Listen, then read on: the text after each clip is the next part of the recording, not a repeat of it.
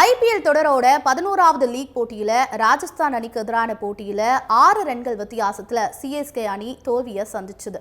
இதன் மூலமா 3 போட்டிகளில் விளையாடி இருக்கக்கூடிய சென்னை அணி ஒரு போட்டியில மட்டுமே வெற்றி பெற்று 2 போட்டியில தோல்வியை தழுவியிருக்கு.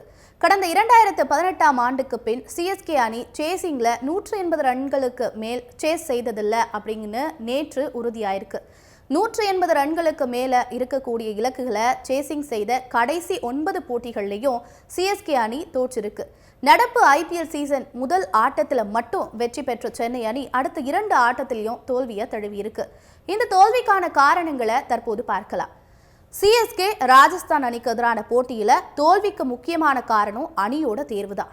குறிப்பா திரிபாதிக்கு பதிலாக டெவான் கான்வேவை தொடக்க வீரரா களமிறக்கியிருக்கலாம். வேகப்பந்து வீச்சில் எதிரணியை மிரட்டும் அளவுக்கு நல்ல தரமான வேகப்பந்து வீச்சாளர்களை சேர்க்கணும். அன்சுல் கம்போஜ் உள்நாட்டில் சிறப்பா பந்து வீசியவர், அவருக்கு இன்னும் வாய்ப்பளிக்கல. ராஜஸ்தான் அணியில இருந்த ஃபீல்டிங் தரம் சிஎஸ்கேவுடன் கிடையாது. இதைதான் கேப்டன் ருத்ராஜும் பேட்டியில குறிப்பிட்டிருந்தாரு. நடுப்பகுதியில சிவம் தூபே என்னும் ஒற்றை பேட்டரை மட்டும் பெரிய ஷாட்களுக்கு சிஎஸ்கே நம்பி இருக்கு.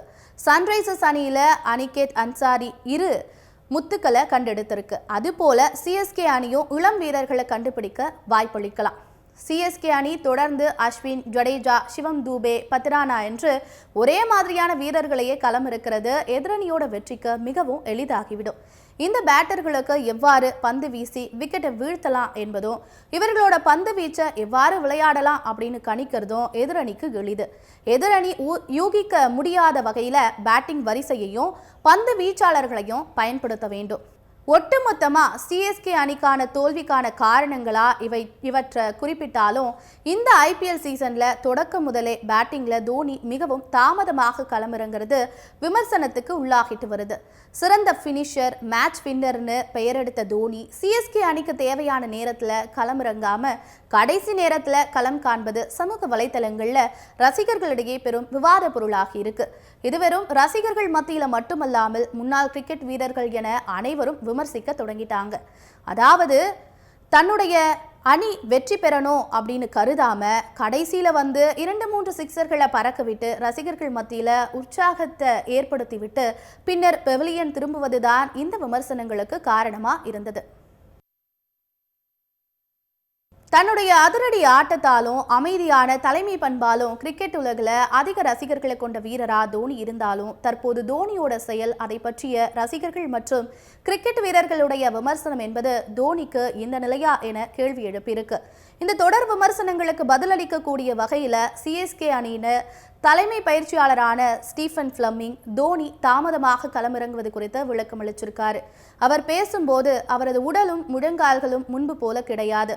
அவரால் நன்றாக நகர முடிகிறது, ஆனால் அவரால் தொடர்ந்து 10 ஓவர்கள் முழுமையாக பேட்டிங் செய்ய முடியாது. எனவே அவர் நமக்கு என்ன கொடுக்க முடியும் என்பதை அன்றைய தினம் மதிப்பிடுவார். ஆட்டம் சமநிலையில் இருந்தால் அவர் சற்று முன்னதாகவே செல்வார். மற்ற சமயங்களில் அவர் மற்ற வீரர்களுக்கு ஆதரவாக இருப்பார் அப்படின்னு குறிப்பிட்டிருக்காரு. அதற்காக 43 வயதான தோனியை அணியில தொடர்ந்து தக்க வைப்பதற்கான வழிகளை சிஎஸ்கே நிர்வாகம் கண்டுபிடிச்சிட்டு வருதுன்னு அர்த்தம் கிடையாது அப்படின்னு ஃபிளமிங் சொல்லியிருக்காரு. கடந்த ஆண்டும் நான் சொன்னேன், அவர் எங்களுக்கு மிகவும் மதிப்புமிக்க ஒரு வீரர். தலைமைத்துவம் மற்றும் விக்கெட் கீப்பிங் திறன் கொண்ட அவர் சிறப்பானவர். 10 ஓவர்கள் களத்தில் பேட்டிங் செய்வது என்பதை அவர் ஒருபோதும் செய்ததில்லை. சுமார் 13 முதல் 14 ஓவர்களில் ஆட்டத்தோட நிலைமையை பொறுத்து அவர் களமிறங்க விரும்புகிறார் என்று ஃபிளமிங் சொல்லியிருக்காரு. இதன் மூலமா தோனியின் மீது வைக்கப்பட்ட விமர்சனங்களுக்கு முற்றுப்புள்ளி வைக்கப்பட்டிருக்கிறது. தோனி விளையாடினாலும் விளையாடாவிட்டாலும் அவரை அணியில் பார்த்தாலே போதும் என ஏங்கக்கூடிய ரசிகர்கள் என்றென்றும் அவருக்கு பலம்தான்.